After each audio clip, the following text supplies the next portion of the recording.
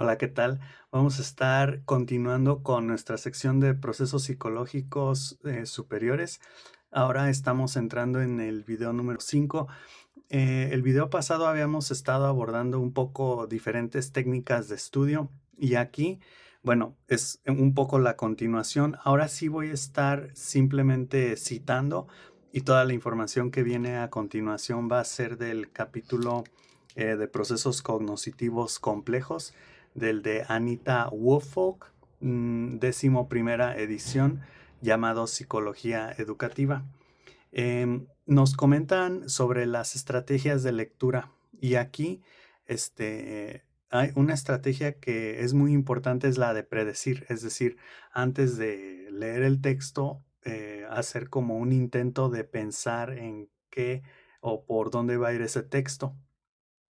Eh, bueno, en este caso también nos vamos a meter un poco con la necesidad de poder poner en práctica estas estrategias. Algo muy interesante con la empleación de estrategias, pues es que esto va más enfocado como hacia el docente, pero es a través de dar ejemplos y contraejemplos. Los contraejemplos para contrastar y mostrar lo que algo no es o cómo no hacer algo, porque muchas veces creo que se puede confundir un concepto o un proceso y entonces en este caso se demuestra qué no es y qué no se debe de hacer y de esa forma también poder o lograr entender qué sí es algo y cómo sí se debe de hacer algo. La aplicación de las estrategias de aprendizaje, en este caso, hace referencia a tratar de emplear la práctica de estas estrategias. No va a haber una forma mágica de aprenderlas, al menos que pues simplemente estemos aprendiendo y practicando muchas estrategias y de esa forma, como en el método de la incubación o el insight, que más adelante vamos a ver eso, pues simplemente empezar a practicarlo de forma inconsciente o incluso automática, que es lo que yo empleo. Pero si quieres específicamente y rígidamente y bien y saber bien cómo hacer las cosas, pues sí necesitas practicar. Y yo diría en un primer momento, por ejemplo, cuando eres niño, adolescente, estás en la universidad y realmente no tienes la experiencia, sí necesitas saber exactamente cómo hacer las cosas y luego creo que ya después como adulto puedes improvisar un poco más. Debe de haber un interés genuino por aprender por parte de las personas y también deben de tener metas. Es muy importante considerar las metas porque sin metas pues como que no te puedes motivar. Bueno, también hablamos de producción deficiente, que es cuando los estudiantes aprenden estrategias para resolver problemas, pero no las aplican cuando pueden o deben hacerlo. Algo así como el conocimiento inerte en el libro de David Perkins, que de hecho aquí lo tengo, La Escuela Inteligente. Y en este libro básicamente explica diferentes conceptos de conocimiento que se puede llegar a aprender, a memorizar, pero que no se utiliza ni se transfiere. Em, entonces, bueno, para ir entrando más en esto, aquí tenemos también el concepto que va ligado con este interés y esta motivación de tener metas, la eficacia o la autoeficacia, self-efficacy en inglés, de Albert Bandura, es decir, la capacidad que la persona tiene de creer en sus propias capacidades para lograr los objetivos o para lograr las cosas. El conocimiento declarativo necesario también para aprender incluye hechos, conceptos, ideas, y aquí yo les sumaría como conceptos, categorías, características, incluso como, bueno, estas son categorías. Otra categoría es como el uso o la aplicación verdadera del conocimiento o de lo que estoy viendo, o sea, para qué me sirve, los límites, los contraejemplos, los ejemplos, las definiciones, la historia de ese concepto también. Bueno, muy importante también eliminar toda la ansiedad o tratar de eliminar toda la ansiedad posible de los estudiantes, es decir, que nadie esté incómodo, por así decirlo. Y bueno, aquí sí entramos con resolución de problemas. Entonces, em, la resolución, un problema es una diferencia de mi realidad con mi idealismo o cómo deberían de estar las cosas. A veces involucra un cambio, a veces involucra regresar a un estado conocido o familiar, un status quo. A veces involucra que yo cambie. Entonces, normalmente generan cambios y de hecho es interesante ver cómo cuando se soluciona un problema a través de un cambio, ese cambio puede generar también otros problemas, ¿no? Que son como efectos secundarios, por así decirlo, y pues hay que hacer más cambios y así, entonces es como una cosa de nunca terminar. Habla de la importancia de de las submetas o también de reducir la información en pequeños pasos o los procesos o mis metas. O sea, tengo grandes metas, pero tal vez esa meta la divido en 10 submetas o 10 metas pequeñas, por así decirlo. Y muy importante aquí creo que es como el corazón de la resolución de problemas, es cómo te representas el problema. Muy importante. En algunos de estos casos voy a empezar a leer textualmente de la información. Entonces, por ejemplo, aquí nos dice, la mayoría de los problemas de aritmética están bien estructurados, pero encontrar la carrera universitaria correcta no está bien estructurado, pues existen muchas soluciones distintas y posibles rutas de solución.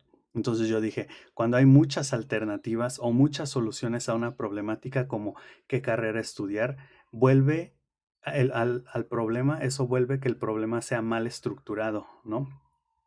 La vida presenta muchos problemas mal estructurados. Incluso podemos decir aprender matemáticas es fácil en comparación con lo que tienes que hacer ya luego en la vida real. La resolución de problemas por lo general se define como la formulación de nuevas respuestas que van más allá de la simple aplicación de reglas previamente aprendidas para lograr una meta. Para mí, esto es importante, estamos hablando de la originalidad, es decir, tienes que ser original y creativo y no dar las respuestas que ya conoces o que todos dan, ¿no? Hay un debate aquí, existe un debate en relación con la resolución de problemas.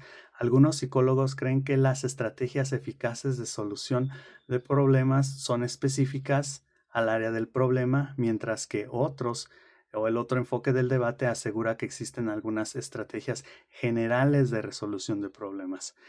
Podemos preguntarnos cómo es el problema, cuáles son sus características, sus condiciones, qué puedo hacer y cuándo hacerlo e ir modificando acciones en el proceso a través de la reflexión.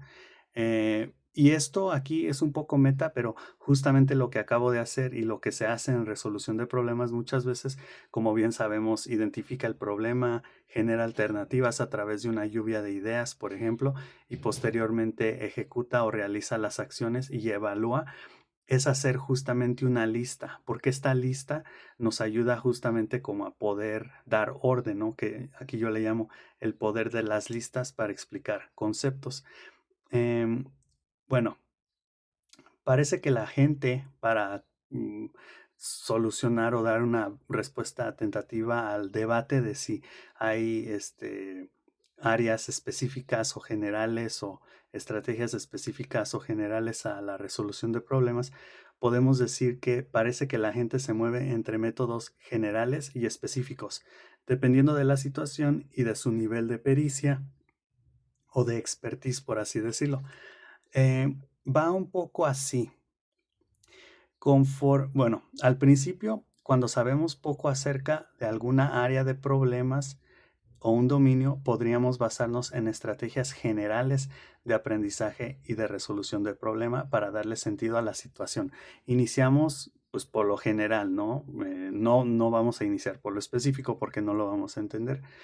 Em, Conforme obtenemos mayores conocimientos específicos, al dominio, en particular conocimientos procedimentales acerca de cómo hacer cosas en el dominio de forma consciente, aplicamos menos las estrategias generales y nuestra resolución de problemas se vuelve más automática. Eso es muy interesante porque ahí entra el inconsciente y la forma automática de hacer las cosas. Pero si nos enfrentamos de nuevo, de nueva cuenta, en estrategias No, pero si nos enfrentamos con un problema que está más allá de nuestros conocimientos actuales, podríamos regresar y basarnos de nueva cuenta en estrategias generales para afrontarlo, para afrontarlo. Esto me recuerda mucho a los esquemas de Piaget, acomodación, asimilación.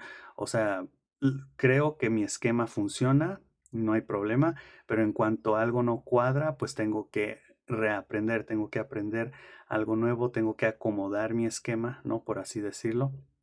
Y entonces de alguna forma sí me regreso a los conceptos o a las estrategias generales, ¿no? Por así decirlo.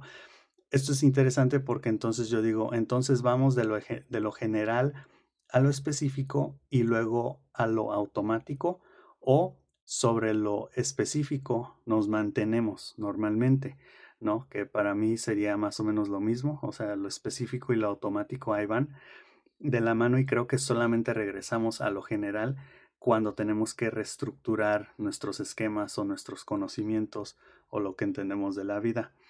Bueno, aquí vamos con la identificación, descubriendo el problema. El problema debe de ser visto como una oportunidad. Creo que suena muy cliché, pero de nuevo, tomando que un problema es un cambio, es una oportunidad para generar cambio o para cambiar también. Em, entonces, bueno, aquí dice, el problema con la educación es un problema, bueno, ese es otro tema, pero normalmente podemos decir que eso es lo importante. Existe una historia que describe a un grupo de inquilinos que estaban enfadados por los elevadores lentos que había en un edificio. Los consultores contratados para arreglar el problema informaron que los elevadores no eran peores que el promedio y que las mejoras serían muy costosas. Entonces un día, mientras el supervisor del edificio observaba a la gente que esperaba impacientemente el elevador, se dio cuenta de que el problema no eran los elevadores lentos, sino el hecho de que la gente estaba aburrida. No tenía nada que hacer mientras esperaba. Cuando se identificó el problema del aburrimiento y no de los elevadores, y se vio como una oportunidad para mejorar la experiencia de espera, la solución sencilla de colocar un espejo junto al elevador en cada piso eliminó las quejas. Y creo que esto es el corazón, como mencionaba. Hay un problema, pero ¿cuál es el problema? ¿No? ¿Y cuál va a ser la interpretación? Porque justamente como identificamos el problema, es cómo vamos a darle la solución, ¿no? Y entonces si creemos saber cómo es un problema y le damos cierta solución, pero tal vez no era la solución o va a generar más problemas, como estaba mencionando, pues entonces no conviene. Conviene ver realmente cuál es el problema y entonces ver cuál es la forma más eficaz y que menos costo y más beneficio tenga, y aplicar esa, ¿no? Por así decirlo. Entonces, bueno, los expertos en cierta área tienen mayores probabilidades de dedicar tiempo a considerar cuidadosamente la naturaleza del problema, ¿no? Podemos decir que de esto se trata. Se trata de no dar la primera respuesta. Incluso cuando tenemos lluvia de ideas, podemos dar dos, tres, cuatro ideas, pero que son muy comunes, ¿no? Podemos decir, a ver, vamos a, no sé, un poco como orientado hacia el aprendizaje servicio o esto de la comunidad. Podemos decir, vamos a, no sé, a generar conciencia de los plásticos. ¿Cómo le hacemos? En redes sociales podemos caminar por la calle y pedirle a la gente que firme una petición. Podemos involucrar a nuestras familias y amigos, ok. Pero esas ideas son de nuevo las típicas respuestas, aunque me estás dando que luego vamos a ver los criterios de la creatividad, pero realmente no hay ahí flexibilidad, ¿no? No hay originalidad. O sea, estás repitiendo lo mismo que todos repiten, y de eso no se trata. Se trata un poco de, justamente como veíamos la resolución de problemas, que implica ir más allá de lo evidente o de lo obvio, ¿no? Entonces, bueno, donde detectamos el problema es donde nos enfocamos para cambiarlo. Muy importante. Aquí otro ejemplo también. Consideremos Un problema real. Las máquinas diseñadas para cosechar tomates los están dañando. ¿Qué deberíamos hacer? Si representamos el problema como el diseño defectuoso de una máquina, entonces la meta sería perfeccionar la máquina.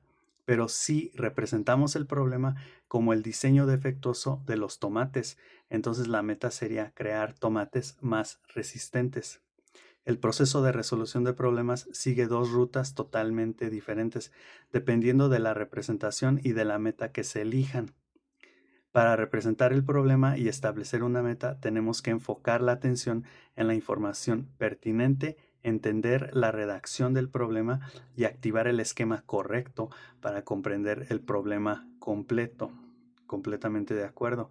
Primero detectas las dos cosas que están interactuando una con la otra, ¿no? O si hay tres, o si hay cuatro, o sea, mientras más mejor porque más información tienes y entonces puedes visualizar sin tener que hacerlo en la vida real, visualizar las soluciones y pues llevar a cabo las consecuencias, los riesgos, los costos, los beneficios mentalmente en un ejercicio de resolución de problemas cognoscitivo y no arriesgarte a fracasar o a fallar, que aún así no te garantiza que no fracases en la vida real, pero sí ya vas más informado, ¿no?